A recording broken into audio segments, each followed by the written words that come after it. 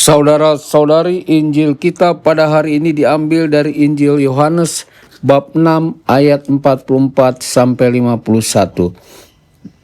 Di rumah ibadat di Kapernaum, Yesus berkata kepada orang banyak, "Tidak seorang pun dapat datang kepadaku, jikalau ia tidak ditarik oleh Bapa yang mengutus aku. Dan ia akan kubangkitkan pada akhir zaman. Ada tertulis dalam kitab nabi-nabi, dan mereka semua akan diajar oleh Allah. Dan setiap orang yang telah mendengar dan menerima pengajaran dari Bapa datang kepadaku. Hal itu tidak berarti bahwa ada orang yang telah melihat Bapa. Hanya Dia yang datang dari Allah, Dialah yang telah melihat Bapa. Aku berkata kepadamu, sesungguhnya barang siapa percaya, ia mempunyai hidup yang kekal. Akulah roti hidup. Nenek moyangmu telah makan mana di padang gurun, dan mereka telah mati. Inilah roti yang turun dari surga. Barang siapa makan daripadanya, ia tidak akan mati. Akulah roti hidup yang telah turun dari surga. Jikalau seorang makan dari roti ini, ia akan hidup selama-lamanya. Dan roti yang kuberikan itu ialah dagingku yang akan kuberikan untuk hidup dunia." Demikianlah sabda Tuhan. Terpujilah Kristus.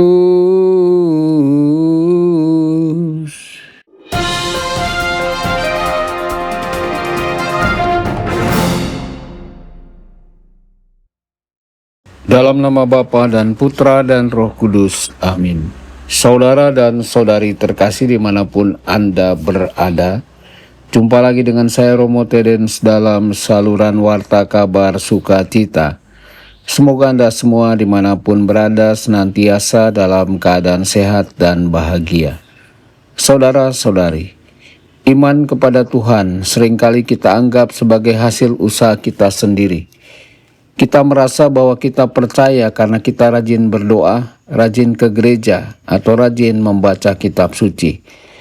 Namun Injil hari ini mengingatkan kita akan satu kebenaran yang sangat penting, bahwa iman adalah karunia dari Allah. Yesus berkata, "Tidak seorang pun dapat datang kepadaku jika ia tidak ditarik oleh Bapa." Artinya setiap kali seseorang datang kepada Yesus, itu terjadi karena Bapa sendiri yang menarik hatinya. Saudara-saudari, jika hari ini kita masih percaya kepada Tuhan, jika kita masih datang ke gereja, jika kita masih mencari Tuhan dalam doa, itu semua bukan hanya karena usaha kita. Itu adalah tanda bahwa Allah masih bekerja di dalam hati kita. Karena itu ketika iman kita terasa lemah, atau ketika kita diliputi keraguan, janganlah putus asa. Justru pada saat seperti itulah kita perlu berdoa. "Tuhan, tariklah aku lebih dekat kepadamu. Tolonglah aku untuk percaya dengan seluruh hatiku." Saudara-saudari, kasih Allah kepada manusia terlihat sangat indah dalam diri Yesus. Yesus lahir di Betlehem, yang berarti rumah roti. Ia juga dibaringkan dalam palungan, tempat makanan bagi hewan. Seolah-olah sejak awal hidupnya Tuhan sudah memberi tanda bahwa suatu hari nanti ia akan menjadi roti kehidupan bagi manusia. Tetapi sebelum menjadi roti bagi kita, Yesus terlebih dahulu menjadi manusia. Allah tidak hanya memberi kita sesuatu dari surga, Ia memberikan dirinya sendiri.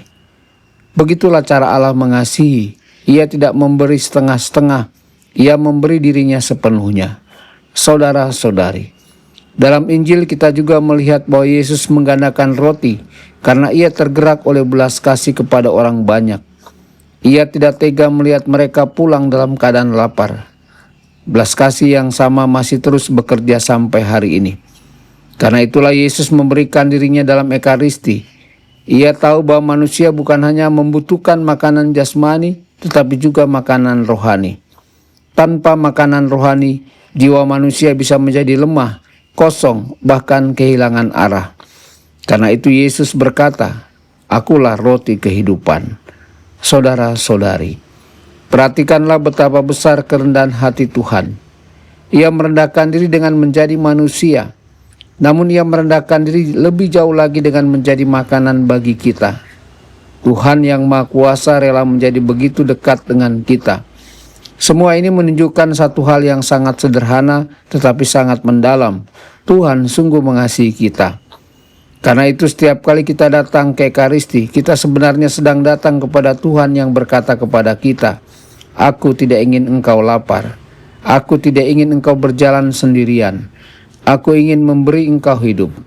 Saudara-saudari, semoga kita semakin menyadari betapa besar kasih Tuhan yang memberikan dirinya bagi kita, dan dengan iman yang semakin hidup, kita datang kepadanya dalam Ekaristi.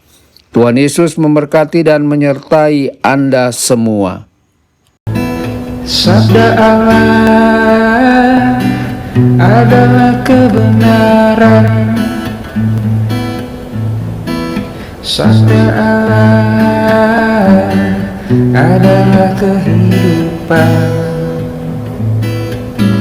Mari kita mencintainya, mari kita menghayatinya. Ya Tuhan yang ku muliakan, sabdamu angkat resahku.